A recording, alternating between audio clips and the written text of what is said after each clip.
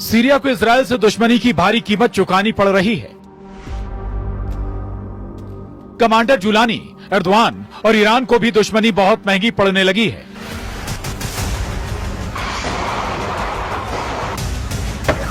Netanyahu ने हाथ आए मौके को बखूबी भुना लिया है।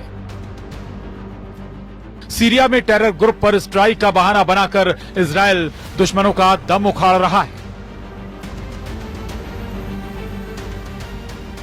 इजरायल के हमले हर गुजरते दिन तेज होते जा रहे हैं, विध्वंसक होते जा रहे हैं। नेतन्याहू आर्मी ने बशर अल असद की बनाई सीरिया फोर्स की टोटल तबाही का सैन्य अभियान चला रखा है। 9 दिसंबर से शुरू हुए सीरियल हवाई हमले में इजरायल ने सीरिया के सभी टेरर ग्रुप को तो जमकर पीटा ही है, साथ ही दुश्मन देश के सैन्य बलों को बर्बाद कर दिया है। कमांडर जुलानी के असद सरकार के तख्ता पलट के बाद से इजरायल के हमलों में सीरिया का 85% एयर डिफेंस तबाह हो चुका है। इजरायल की एयर स्ट्राइक में सीरिया के 85% से ज्यादा एयर डिफेंस सिस्टम कबाड़ बन चुके हैं। सीरिया एयरफोर्स के 107 एयर डिफेंस कंपोनेंट्स और 47 रडार बर्बाद कर दिए हैं। हथियार डिपो को निशाना बना सैकड़ों मिसाइल, 27 लड़ाकू विमान और 24 हेलीकॉप्टर के परखच्चे उड़ाए। इल्टाविया में नौसैनिक ठिकानों को भी निशाना बनाया, जिसमें सीरिया के 15 नौसैनिक जहाज तबाह हो गए।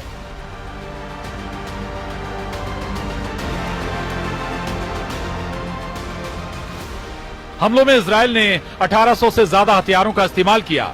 इजरायल ने सीरिया में अब तक कुल 480 ठिकानों पर बमबारी की है।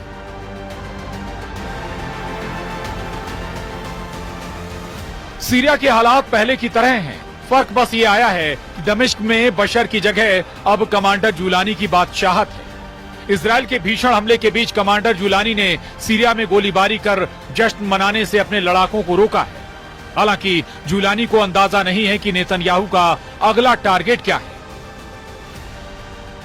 एक तरफ कमांडर जुलानी फौजी लिबास उतारकर सीरिया की सत्ता संभालने के सब्जबाग सजा रहे हैं, दूसरी तरफ नेतन्याहू के वॉर प्लान ने ईरान को थर्रा दिया है।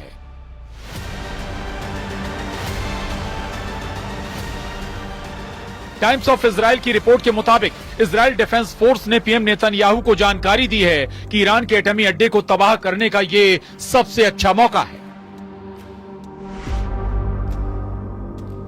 रिपोर्ट में दावा किया गया है कि आईडीएफ ने जंगी जेटों से ईरान के एटमी ठिकानों पर हमले की तैयारी भी शुरू कर दी है। ईरान के एटमी साइट को निशाना बनाने की कई वजहें आईडीएफ की तरफ से गिनाई गई हैं। इजरायल डिफेंस फोर्स को ईरान में एयर ऑपरेशन में लेबनान से कोई रोक टोक नहीं करने वाला है। सीरिया की एयर पावर को खत्म करके इजरायल को दूसरा सेफ रूट ईरान को दहलाने का मिल चुका है। हिजबुल्लाह, हमास और हूथी विद्रोहियों का गिरा हुआ मनोबल इजरायल के लिए हमले का बेहतरीन मौका बन गया।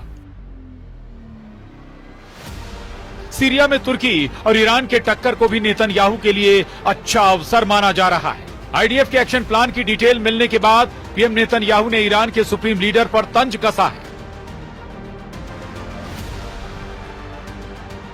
सीरिया में ईरान समर्थक बशर की हार को नेतन्याहू ने ईरान की शर्मनाक हार बताया है।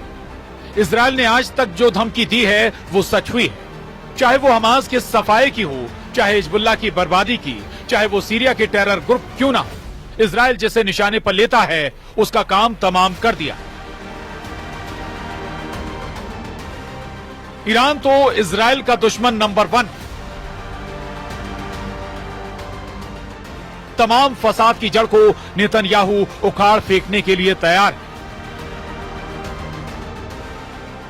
अगर ईरान के एटमी साइट को इजरायल दहलाएगा तो टॉप पर जो न्यूक्लियर अड्डा है वो है नतांज, जहां ईरान अंधाधुंध यूरेनियम संवर्धन में जुटा है। पश्चिमी मीडिया में दावा किया जाता है कि ईरान के पास 8 से 10 परमाणु बम बनाने के लिए यूरेनियम का भंडार है, लेकिन हाल ही में हुए परमाणु समझौते के बाद ईरान ने यूरेनियम के भंडार को 98% तक कम करने की हामी भरी है।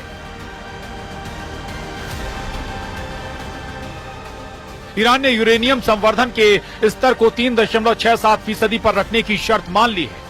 अब ईरान के पास नतांज और फोर्डो न्यूक्लियर साइट पर यूरेनियम संवर्धन चल रहा है।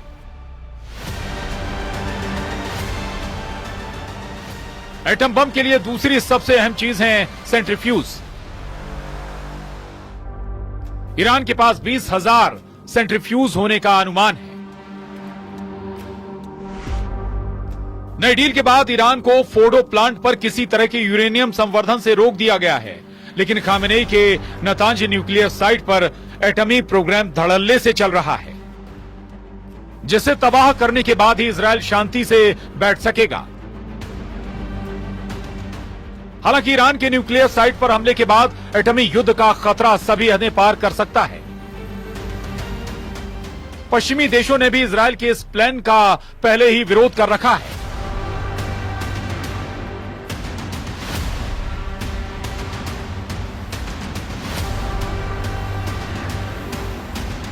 अमेरिका ने भी ईरान के परमाणु ठिकानों पर हमले से इजरायल को बचने की नसीहत दी है, मगर यह भी साफ है कि इजरायल कभी अपने दुश्मनों को बख्शता नहीं।